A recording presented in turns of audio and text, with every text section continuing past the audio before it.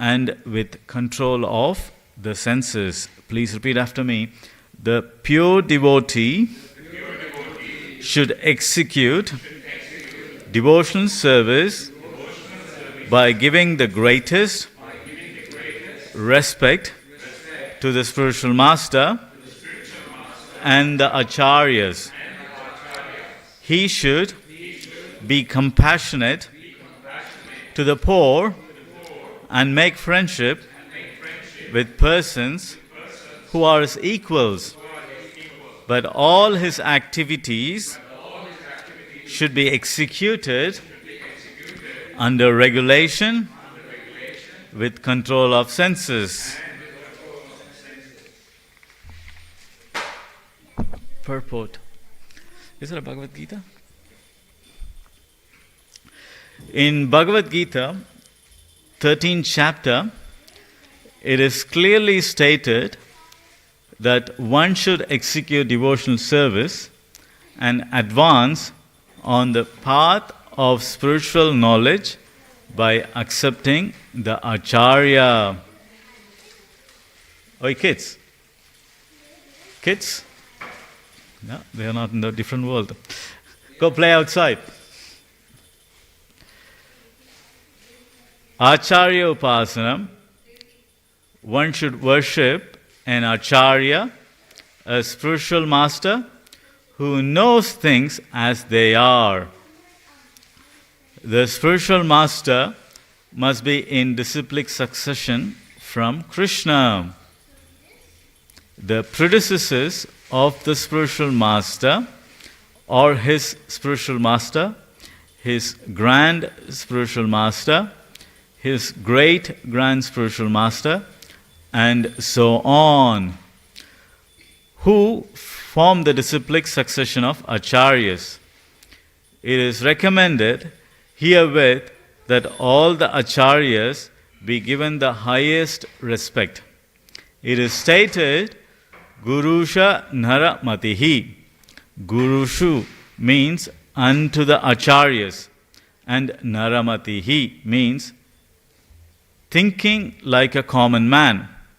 To think of a Vaishnavas, the devotees, as belonging to a particular caste or community, to think of the devotees or think of the acharyas as ordinary men, or to think of the deity in the temple as being made of stone, wood or metal is condemned. Niyamena, one should offer the greatest respect to the acharyas according to the standard regulation. A devotee should also be compassionate to the poor. This does not refer to those who are poverty-stricken materially. According to devotional vision, a man is poor if he is not in Krishna consciousness.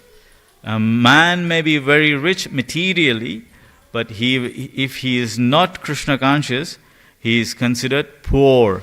On the other hand, many acharyas, such as Rupa Goswami and Sanatan Goswami, used to live beneath trees every night. Superficially, it appeared that they were poverty-stricken, but from their writings, we can understand that in spiritual life, they were the richest personalities. A devotee shows compassion to those poor souls who are wanting in spiritual knowledge by enlightening them in order to elevate them to Krishna consciousness.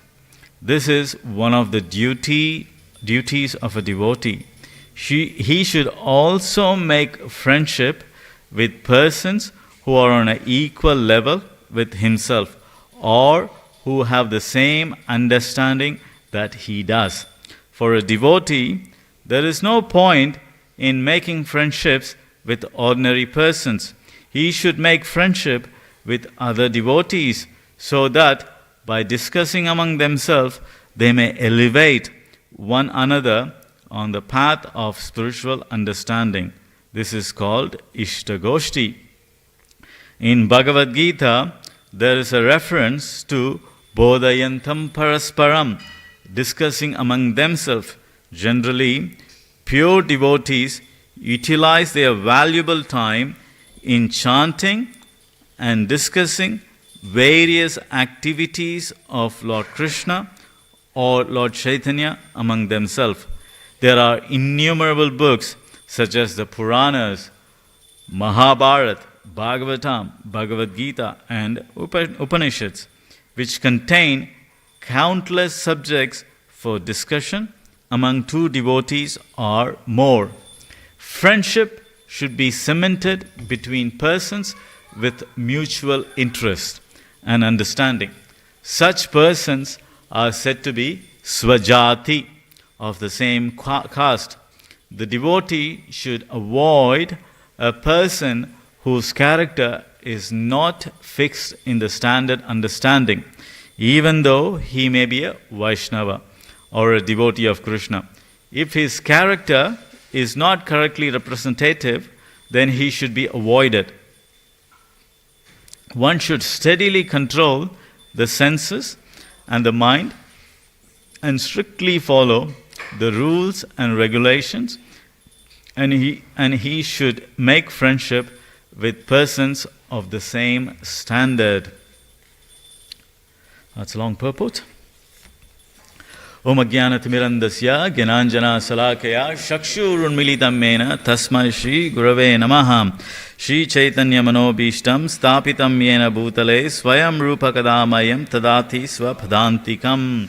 Vandeham Shri Guru Shri Yudapada Kamalam Shri Gurun Vaishnavamscha Shri Rupam Sakrajadam Sahagana Raghunathanvitam Tam Sajivam Sadvaitam Savadutam Parijana Saitam Shri Krishna Chaitanya Devam Shri Radha Krishna Padan Sagana Lalita Shri Vishakanvitamscha Nama Om Vishnu Padaya Krishna Prashtaya Bhutale Shrimade Bhaktivedanta Swami Iti Namine Namaste Saraswati Deve Gauravani Prasharine Nivishesha Shunyavadi Bhashyate Shatarine Vancha Kalpatarubhyasya Kripa Sindhubhyevacha Patitanam Bhavanebhyo Vaishnavebhyo Namo Namaham Namo Mahavadanyaya Krishna Prema Pradayate Krishnaya Krishna Chaitanya Namine Gauratise Namaham He Krishna Karuna Sindhu Dheena Bandho Jagatpate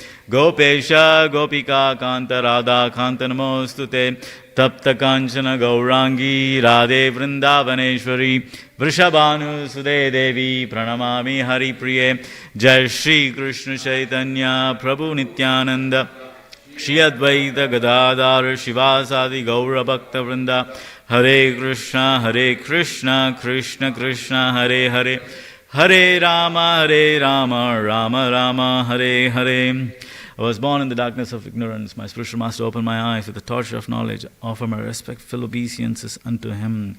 Mukham karoti vatsalam pangolangayate girim yat kripatamaham vande Shri Guru dinatarinam. Tavaivasmi. Najivami tavaivina.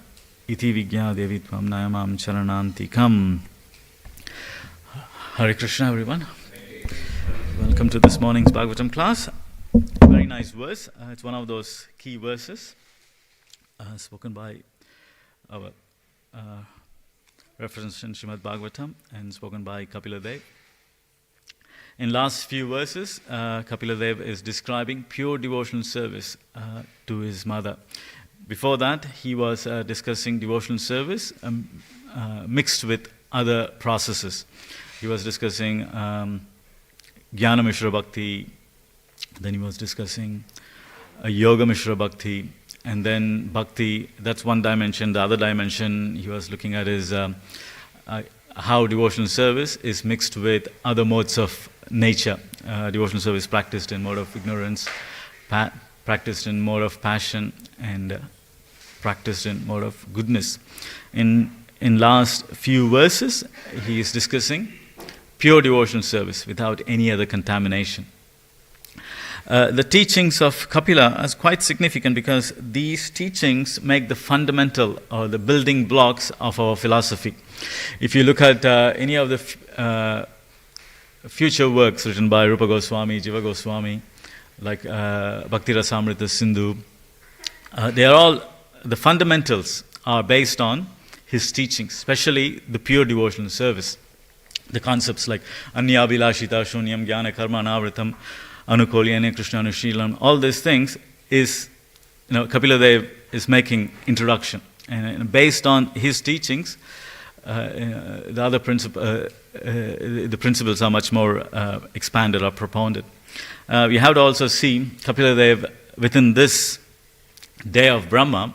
Kapila Dev appeared in Satyayuga in the very early stages, so it's millions of years ago. So he's the first one to introduce pure devotional service.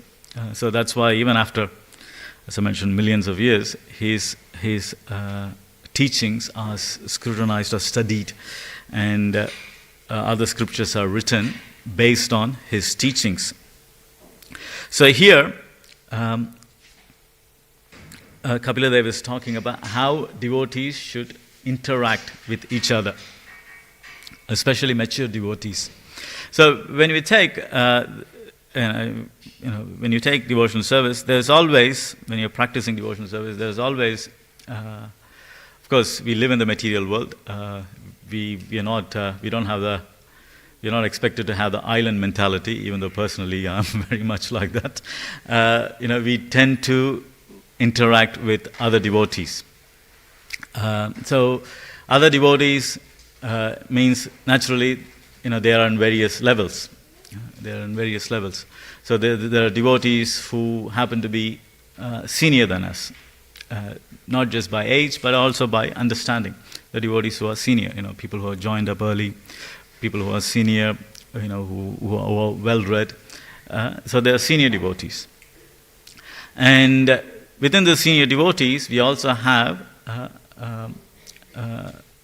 our spiritual master, who is also senior. That's, we take initiation from our spiritual masters. And then we have Acharya, who gives the principles for this age. Of course, we will discuss them later when we go through them. So even as senior devotees, we have three classes of devotees we deal with. One is an Acharya, spiritual master, and people who are seniors. And then there is peers, people who are equal to you, and they have a very similar understanding like you. So how you deal with them, you deal with them in a different way. And then naturally there are people who are joining up. They are neophyte, their faith is tender. Then they don't know about right and wrong, what to do and what not to do. So they have poor fund of knowledge. So there is a third class of devotees we need to deal with. Who are new to the process. I wouldn't say inferior to you, but new to the process. So you deal with them in a certain way. And this is just the devotee circle. And outside the devotee circle, you have materialist people. And how do you deal with them? You do live in the material world. You go to job, and even though if you don't want to, but you still have to. This profession. You deal with people. So materialistic people, how do you deal with them? So this verse describes the dealings a devotee has with other devotees. So let's go back. The first class of devotees are senior devotees. Okay? Senior devotees, within that three classes, Acharya, and the Acharyas, spiritual master, and people who are more elevated than us. So first Acharya, who is an Acharya? What constitutes an Acharya? When Prabhupada instituted ISKCON, he himself coined this phrase, founder and Acharya of International Society of Krishna Consciousness. He didn't want in future somebody to show up and say, I'm the Acharya, some Gaudiya Math sannyas. Somebody comes up, or some future generation comes and says, oh, I'm the Acharya. No, he made it very clear. ISKCON, International Society of Krishna Consciousness, he is the founder, he is the one who started this movement, and he is the Acharya for this movement. And as long as we operate under the banner of International Society of Krishna Consciousness, and as long as we are part of this society, Prabhupada is the Acharya. The understanding is this movement, what Prabhupada initiated, is going to be alive for next 10,000 years. So he is the Acharya for next 10,000 years. Prabhupada himself made it very clear so that there is no confusion in future. So what constitutes an Acharya? What makes a person Acharya? Even though Prabhupada declared he is an Acharya, but he didn't reveal too much about himself. Generally, if you go to Radhakund or Govardhan or Vrindavan, the Babajis, the devotees there, they reveal their Siddha Pranali. I don't know how right or wrong, if they are or not. I'm not getting into the discussion. But people sometimes reveal themselves, who they are in the Nitya Leela, or even previous acharyas. Kavi Karnapur has written a book called Gauragana Desha Deepika, where he describes who this particular acharya is in their Siddha Swarup, what their relationship with Krishna and all. But Prabhupada was very careful in venturing into that area. There were very limited instances where he disclosed about himself, about who he is. But we're not venturing into finding who Prabhupada is or not.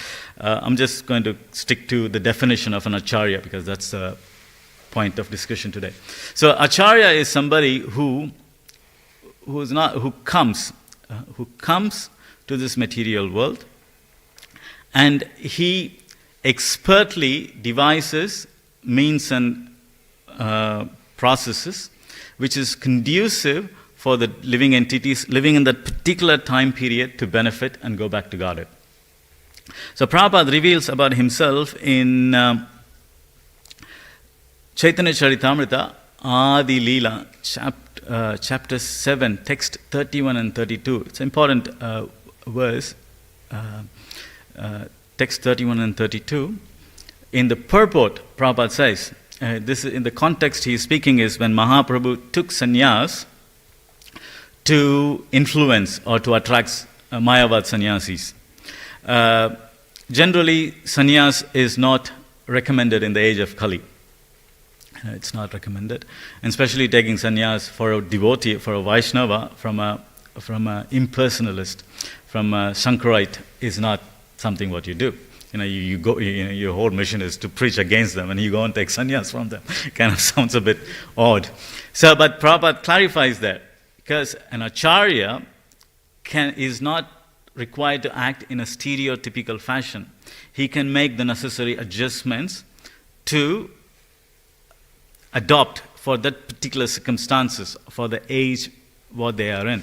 So, and then Prabhupada goes on this purport, commenting on changes he made or things which he has adopted, and not being stereotypical.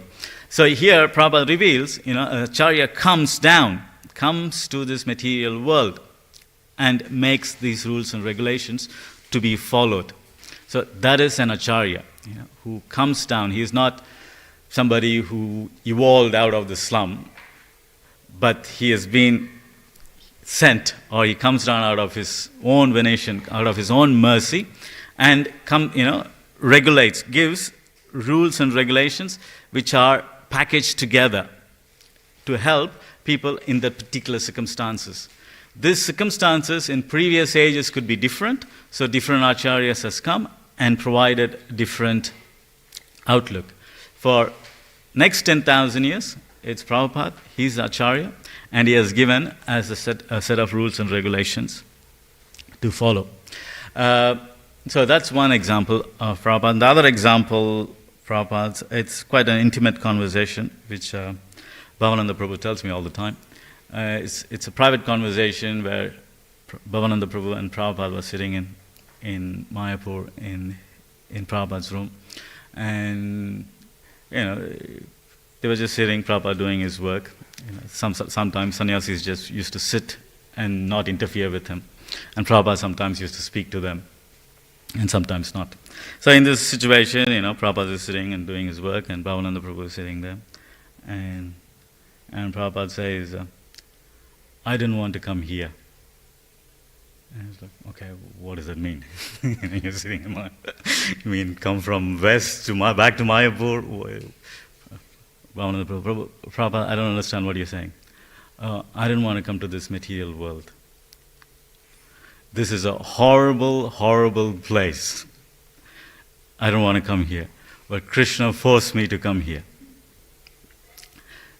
So you can see an acharya, even though he didn't want to come here, Krishna facilitates out of his compassion, acharya's compassion, facilitates a pure devotee to appear and form a society or a mission through which us living entities can be saved. So an acharya is even in the realm of senior devotees, he is exceptional because he is not part of conditional soul. He comes here by the mercy of himself or by the mercy of Krishna to save the people. So that is an acharya. And when he comes, he has the rights and he has the qualification and understanding to come up with boundaries of what can be done and what cannot be done. I'll give you an example, a mundane example. Like a person is sick, you have some bacterial infection. For that particular bacterial infection, generally for bacterial infection you take antibiotics. Antibiotics can cure. But an expert physician would know for this particular infection going around what antibiotics can be prescribed. If it is ciprofloxacin or erythromycin, there are different antibiotics. But an expert physician know what particular antibiotic is going to work. Even though all other antibiotics are there to cure bacterial infection. All the other processes are there to cure the infection, but under particular circumstances, a particular disease going around, a physician would know what is going to work. Not saying the other antibiotics are bad, but he knows what is going to work in the particular case. So that's an acharya. Even though devotional service, like for millions of years, devotional service has been spoken. And there are different circumstances, different ages we went through. So there are many injunctions. And they're all part of devotional service. They're all, in essence, they're not bad. They're not wrong or right. There are injunctions. But an acharya knows what will work and what won't work for that particular period. So he puts a boundary and he gives, okay, this is what you need to take. These are the prescriptions for this particular age. And who can do that? An acharya can do that. Not you, not me, even not our spiritual masters. Only an acharya can do that. It's important there. So what happens? Even though these processes, which are not presented by packaged deal by the acharya, even though these processes are the right processes, but we don't know. We don't know if it's going to work, if it's going to delay the process, dilute the process, even though they are devotional service, even though they are processes. So one has to be very careful not to introduce anything new and not to go against what an acharya has prescribed. Even though it appears to be, even though certain aspects appears to be logically right. Examples we can take, the current day issues, if you take, like veganism or the neo-feminism. All these things from whatever the modern understanding might appear logical. Might look more than like right. But you always have to check what the acharya has given. Prabhupada knew that the cows were getting killed in the West. It's not like he was blind about it, but he still recommended us to have milk. Even with an understanding that eventually we will have our own cows. But you can see, even though from a vegan, normal, no, I wouldn't call normal, like a mundane, what is the word? A good or bad ethical point of view, it might sound, your acharya is letting you drink milk from cows which are slaughtered from a mundane point of view. But we don't know. We are not experts. An acharya is an expert. He can make that call. He can make that call. So that's how distinguished an acharya is in an elevated position. An acharya sits. And the next level is spiritual master. So spiritual master is somebody who guides you. So again, the spiritual master, the validity of a spiritual master is how close he follows the acharya. Just because a person is a spiritual master, he has some disciples, doesn't mean he makes up his own things. Even if the circumstances are favorable or not favorable, he doesn't introduce new things. He shouldn't introduce new things. The quality, the purity of the spiritual master relies in his adherence to the teachings of the acharya. The closer, not the closer, you follow the instructions of the acharya. You don't follow the instructions of the acharya. Even if you're a spiritual master, you come up with new things, that's not advised.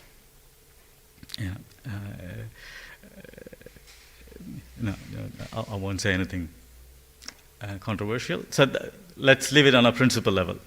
Sometimes people come to me and say, Prabhu, you've been around, could you suggest who I should take initiation? I don't tell them take initiation for my spiritual master or this spiritual master, that spiritual master. I tell them, read Prabhupada books and read the person and see how close he is following the instructions of Prabhupada.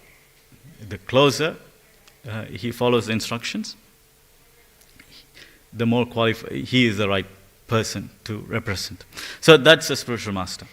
And so again, spiritual master, the last second verse of Samsara praise, Sakshat Haritvena. He is as good as the Supreme Personality of Godhead.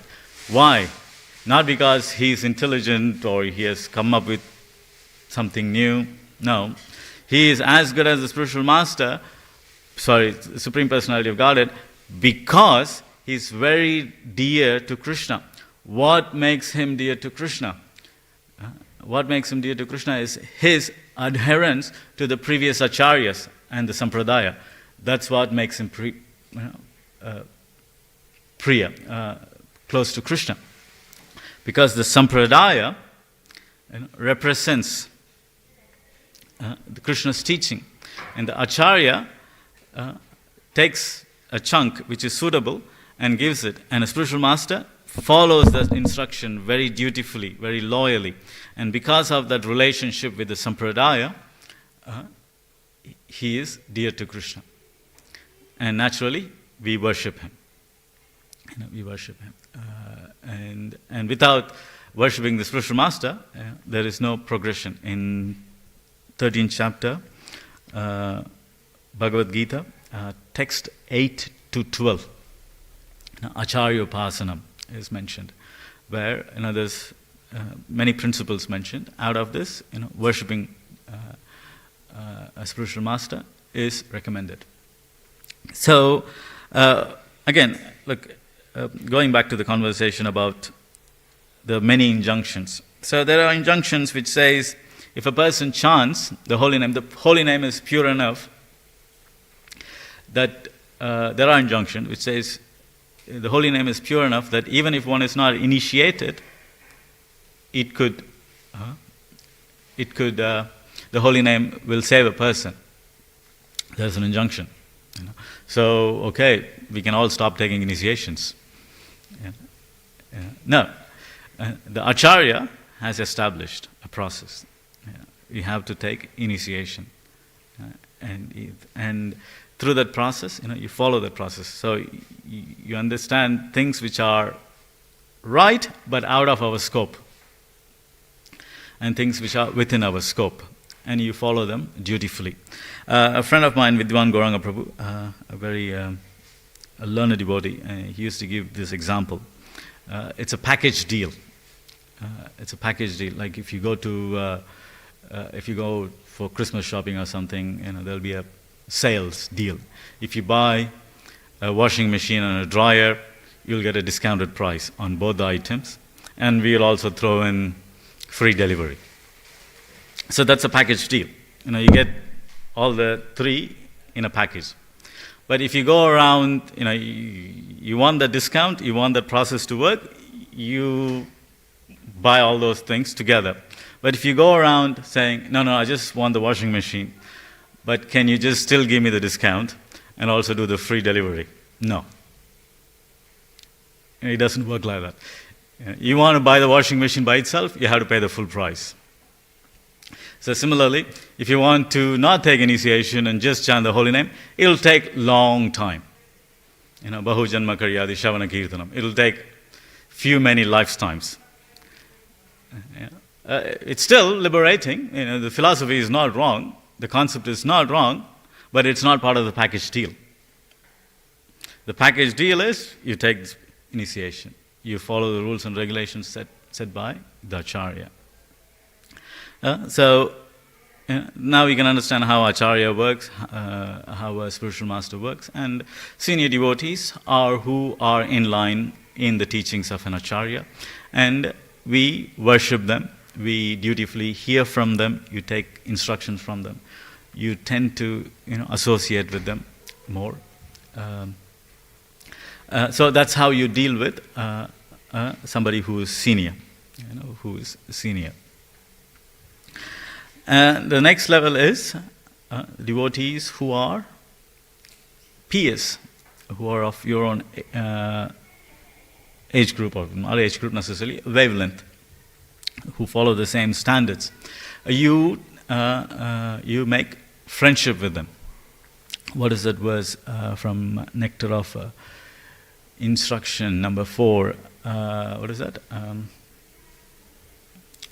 Help me out. No, number 4 is Priti Lakshanam. Dadati Pratigranati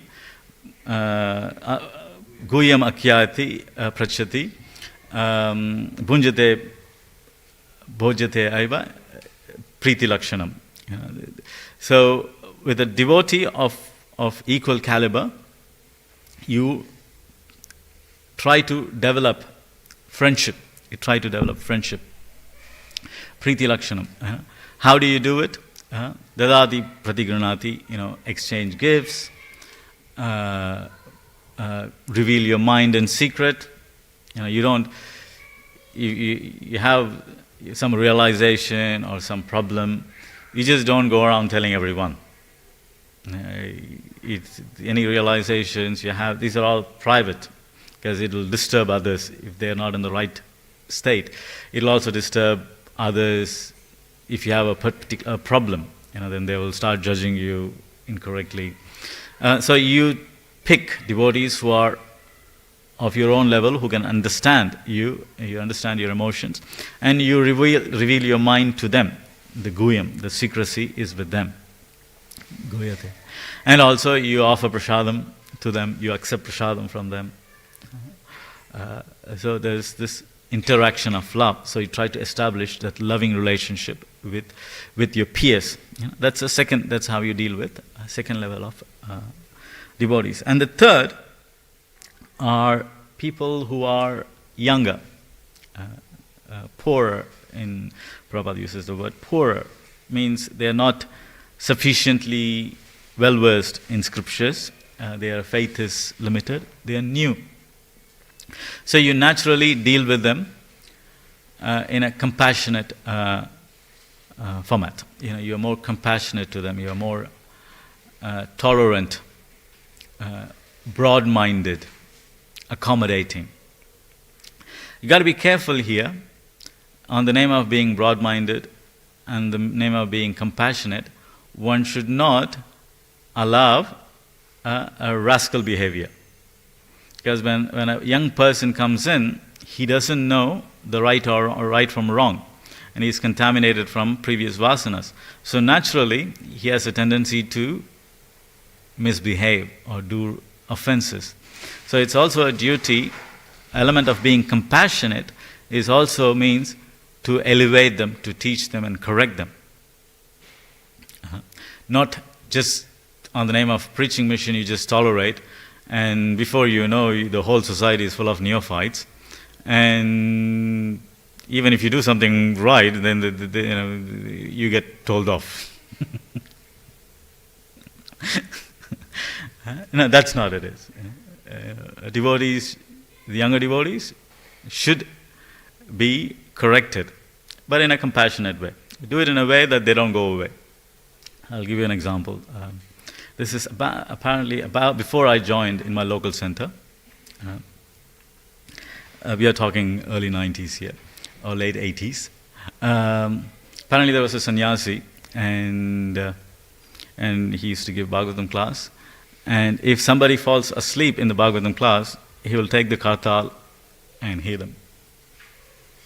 Okay? True story. Okay.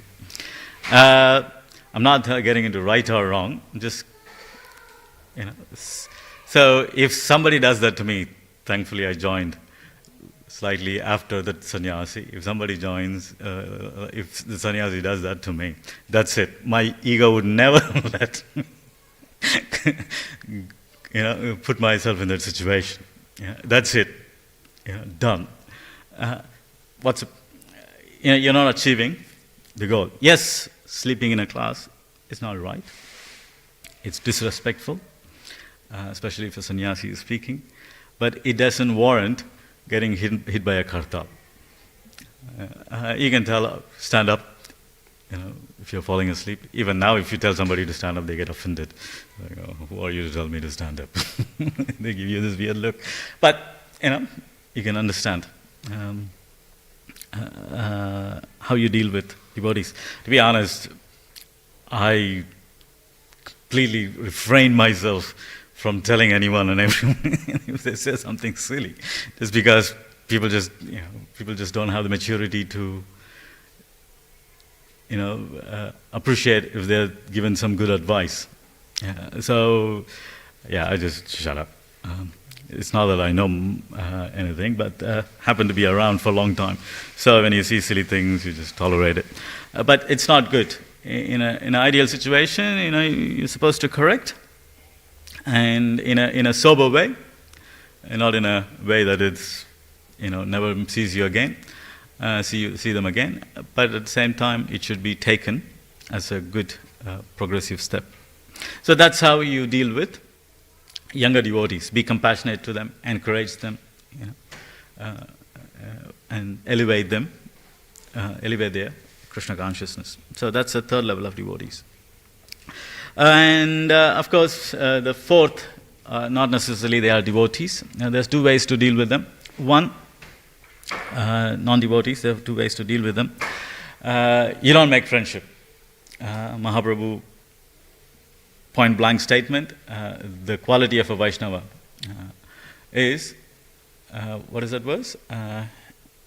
When Vaishnavas from Bengal came and asked Mahaprabhu, what is the quality of a devotee? And he said, Satsanga Tyaga Vaishnava Achar. Thank you. Giving up association of materially minded people. That is the definition of a Vaishnava. In 3 years he gives 3 levels of definitions. And the first one, that's the first thing he says, just do not make friendship with people who are not interested in devotional service, or people who are materialistic.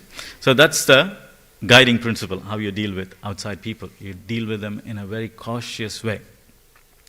And again, materialistic people, there are two kinds. Some are non-envious. They just, that's all they know, to make money, have family, whatever, materialistic way of living. So for them, a devotee is paradukha dukhi. He sees their condition, and when opportunity comes, he gives them, he engages them through preaching. He gives them a book, he gives them prasadam, go on Harinam, so materialistic people can hear the holy name. Invite them to your house and feed them prasadam and have a program. For non-envious, sober, non-envious people, you do it. Generally, materialistic people are envious in nature.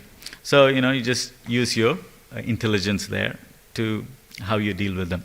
But try not to get too close with them, because the material contamination is like a disease. It's a highly communicable disease. By hanging out with them or by spending time with them, you also get, communicable. You get also infected by their whatever material ambitions are. For example, if a devotee happen to interact with a non-devotee, and the particular person is interested in, say, sports or real estate development, or making money. Now that's all he is focusing and discussing.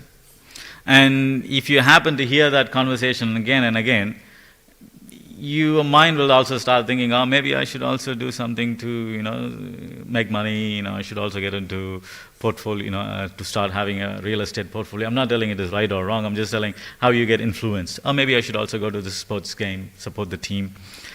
So it is how it is. That's how the mind works. The more it gets exposed, it wants to be part of it. It wants to be accepted. So then before you see, you're not coming, your focus is not devotion service, your focus is sports or, whatever. So one has to be very careful in dealing with outsiders. Bhaktivinoda Thakur, in this context, he says, he gives an example. Deal with them as if you're dealing with a vegetable vendor. Nowadays, you don't have vegetable vendors here on the street. Generally, in India, you can see, there's somebody with potatoes and a few vegetables on a cart. They come to your street corner and you go and buy some vegetables from them. Or here, the checkout chicks, people who do the checkout for you in the supermarket. In that instance, Bhaktivinoda Thakur says, deal with them the way you deal with the materialistic people or outsiders, the way you deal with them. If there is no preaching involved, deal with them in that way. It means just be polite. To the vegetable vendor, you're not going to be preaching heavy philosophy or anything. You just go, do your business, be polite. Hi, good morning, how are you? What is the price? You pay the price. You say thank you, and you go. That is the interaction you have with outside people. And people always ask, how do you deal with outside people? This is how you deal with outside people. And the other class, our outsiders, are people who are envious. Envious. How do you deal with them? You avoid them. You completely avoid them. Don't even get into an argument. Don't need to try to preach to them by your own intellectual superiority. Nothing. Don't try any of these things. Just avoid them. It's not, they're envious. If you offer them a book, or Prabhupada books, or prasadam, if they take it, it's well and good. But do not engage with envious people. Sometimes you go on book distribution or something, and you always find characters who just come and says, "Oh, Jesus said this," or "This is the religion," or "This is the."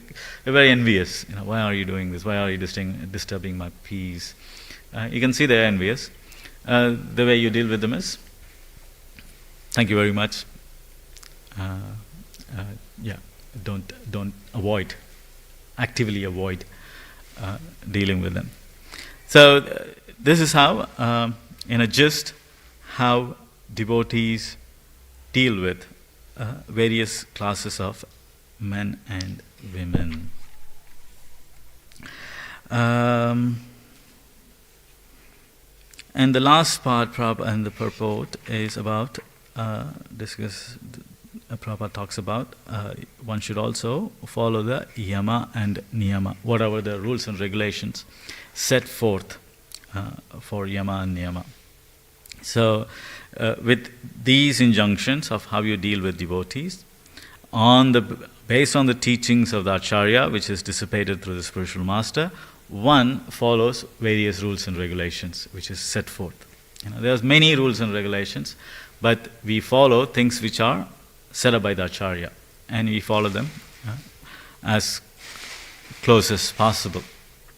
In a simple sense, the niyama, yama and niyama are, you get up early in the morning. If you are close to the temple, you come to the temple. If you're not close to the temple, you should have Mangalarti at home. Chant your rounds. Have only prasadam. Try not to eat outside. Don't eat mundane food, even if it is vegetarian. Try to avoid it. Follow basic principles. The 4 regulative principles: no intoxication, no illicit sex, no gambling, no intoxication. So these are, fast on Ekadashis, grain fast on Ekadashis, festivals. Yama means which you do daily, niyama means occasional, like festivals. Janmashtami, you do fastings and things like that. So these are the injunctions what Prabhupada set standards, and you follow them strictly. And by following these injunctions set forth by Prabhupada, it's a package deal. Just by doing that, you are helped. You're purified. There's nothing new. You don't need to introduce anything new. It's all, whatever. So the next question comes is, like, we are individuals. We have intelligence. So what are we? Should we just ignore our intelligence and just be a sheep and just follow the Acharya? Yes, in one sense, yeah, we should. We should. But if that's good enough. That's a humility. Just follow the Acharya. Footsteps, following their footsteps. We sing. The Guru pray is the second verse. What is the second verse? Guru Mukha Padma Vakya Chitete Toryo Akya. The words emanating from your lotus mouth. That's it. That's perfection. There's nothing else. There's nothing else. So we just follow that. And by following it, we are there. So this intelligence, how do you deal with it? There's 2 ways. One, I will tell the wrong way of dealing with it, and then we'll see the right way of dealing with it. The intelligence means independence. The material intelligence means independence. Independence of what? Independence of the instructions of Krishna through the sampradaya. We want to act in our own fashion, in our own way. But the thing is, our intelligence is very limited. We don't know all the permutation and combinations happening around. We don't know. We are not very intelligent, to be honest. And the so-called intelligence we have, it's very limited. For example, it's a very foggy day, dark, foggy day, and you need to cross a path. You need to cross, and the spiritual master is saying, the Acharya is saying, just follow my footsteps. And a successful candidate will just follow the footpath. Prabhupada keeps the feet, and the Acharyas keep the feet, and the spiritual master keeps the feet, and you just follow that. But you're thinking, look, I'm intelligent. I'm just, what's wrong if I just circumvent? The risk is we don't know what is on the both sides. It could be a cliff because it's dark. We are contaminated by darkness. We don't know. It could be a cliff. It could be a fast-flowing river. There could be thorns. There could be wild animals, a snake or whatever. We don't know. So by venturing into these so-called intelligence dictated by our own mind, we are venturing into areas which we don't know. All we know is, the footstep in front of me. If I just follow that, assured success. Okay? So that's one way of looking at the intelligence. The other way, yes, individuality. So the individuality has to be within the framework provided by the Acharya. To give an example, we make Prabhupada has shown us how to worship deities, Shri Vigraha Radhana Nityanana. So Maharajas are making garlands for the deity. So Prabhupada showed that a deity should have a nice garland. So that's a fundamental principle. We can use our intelligence to make the garland according to your own different intelligence. You make it with roses in the front, with chrysanthemums in the bottom. Sometimes you add a grape here and there, a little fruit or something. Within the framework. Within the framework. Okay, you can employ your intelligence within that framework. But do not come up with something new. Do not come, deity, yes, I'm going to dress deity in a Santa Claus outfit, or in a jeans and a t-shirt, so that we can be contemporary. Or, my mood dictates. No. That's using the intelligence in a wrong way.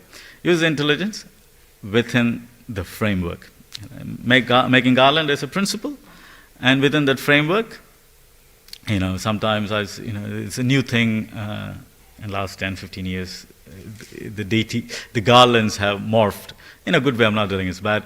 They take the petals from roses and just make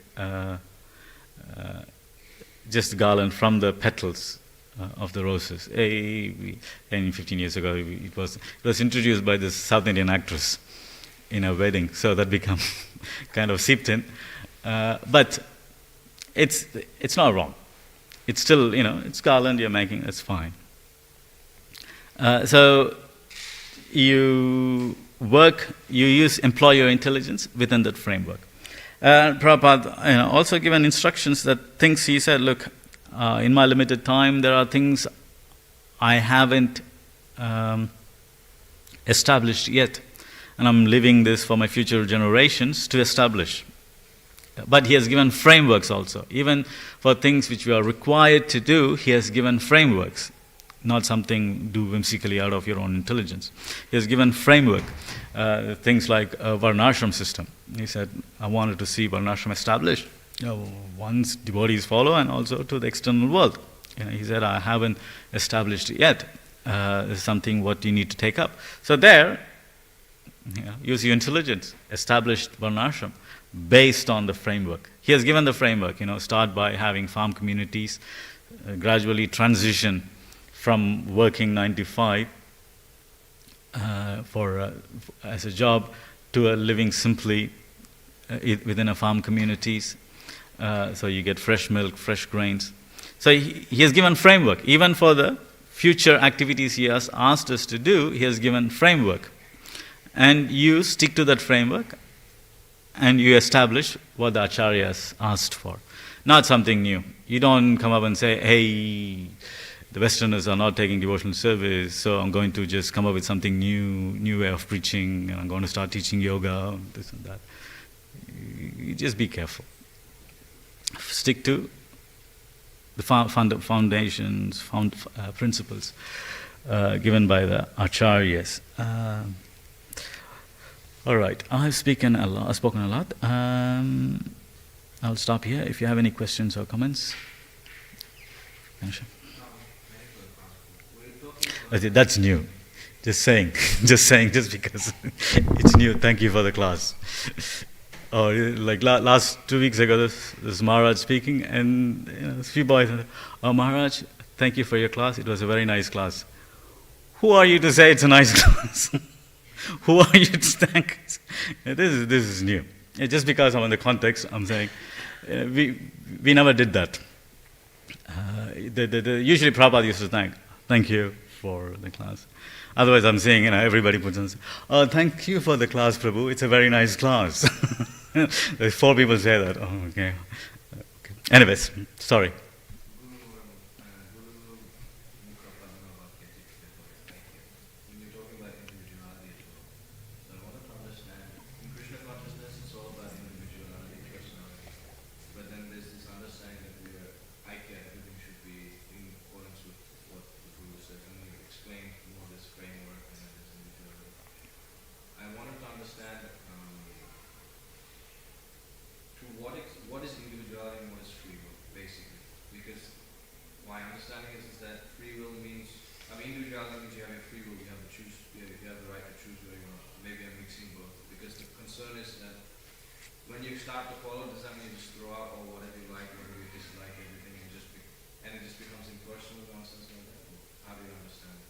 Yeah, these are all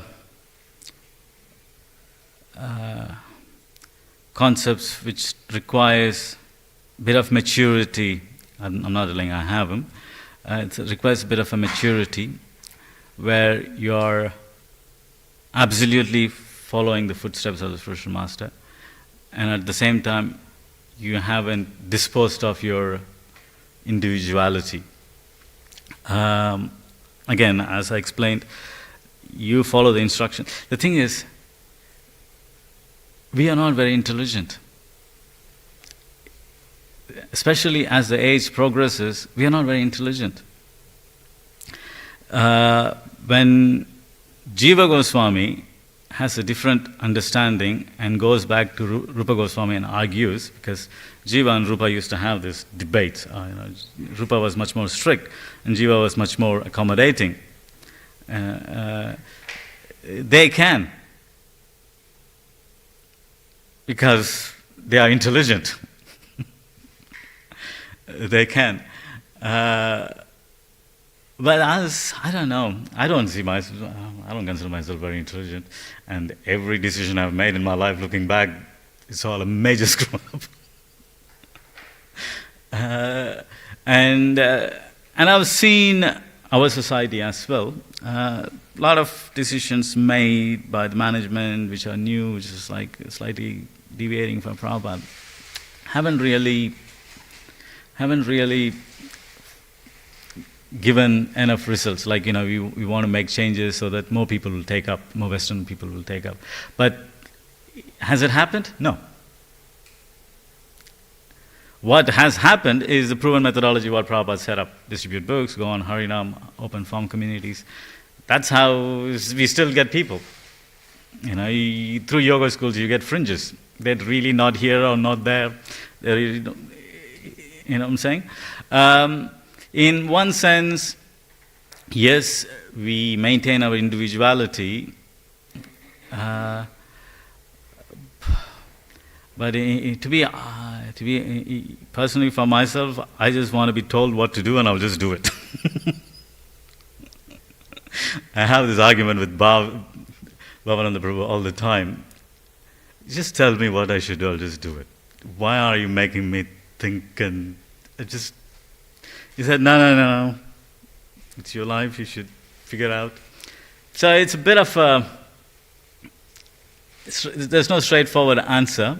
In an ideal sense, we should just absolutely follow what's given by the acharyas, and by being that loyal will make our life easy. But the thing is, we do have our own senses, we do want things slightly different. And those things, just stick within the framework.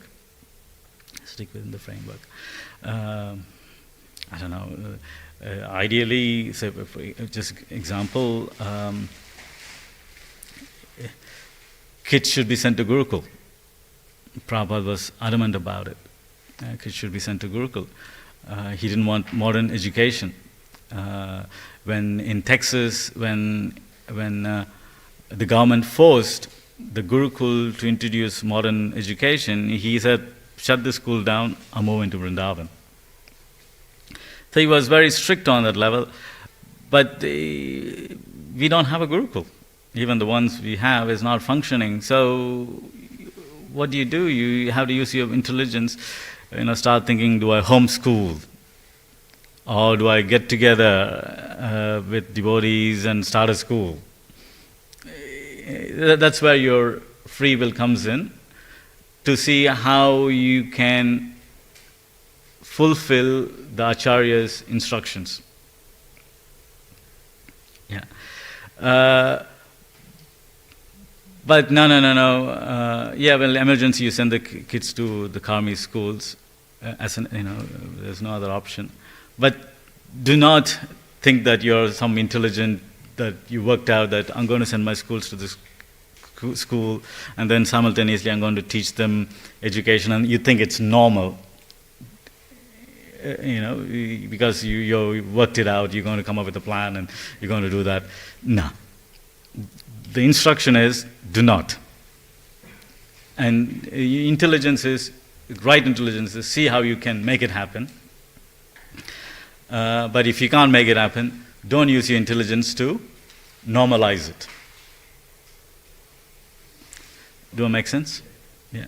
These are all sensitive topics, and I got to be careful. Yeah. You have actually touched on at the end on niyamena. We know about the rules. What are those regulations, and who constituted them? What is the idea behind Kapila mentioning about this niyamena aspect? Don't really understand the questions. Who constituted them? Who constituted? Regulation. Yeah. That's been stipulated by an authority. Yeah, stipulated by authority. That's the English translation. Yeah, stipulated. I'm just wondering what Kapila exactly was referring to here. Yeah, he is referring to the regulations which are set up by the Acharya. By the Acharya for that particular time period. Whatever the regulations they are set up by the Acharya. For example, there is an injunction in the scriptures which says a sannyasi should not cross ocean. That's a regulation. But an Acharya makes adjustments. And says, for preaching mission, but the time, place and circumstances should be decided by the Acharya, not by you or me. It has to be ordained by the Acharya. Yeah, okay, you can go. But on that context, sannyasis can't just be jet setters making holidays. It has to be on the principle of preaching. Or, directly or indirectly related to preaching activities. Then, you're working on the shelter of the Acharya. Even though whatever difficulties you face, it's forgiven because it's working under the instructions of the Acharya. Otherwise, in general, rules and regulations come from Krishna himself. Manu Samhita is the Manu Samhita instructions are the instructions for the mankind. And the package deal, as I mentioned, awarded by Acharya, they are in line with the teachings of Manu and Krishna himself, but they know how to deploy it according to time, place, and circumstances. I don't know. I didn't understand the question, so with whatever I understood, did I make sense? Yeah. Okay. All right. Grantaraj Srimad Bhagavatam ki jai, Srila Prabhupada ki jai. Vancha kalpatarubhisha kripa sindhubhya vacha patitanam pavanebhyo Vaishnavebhyo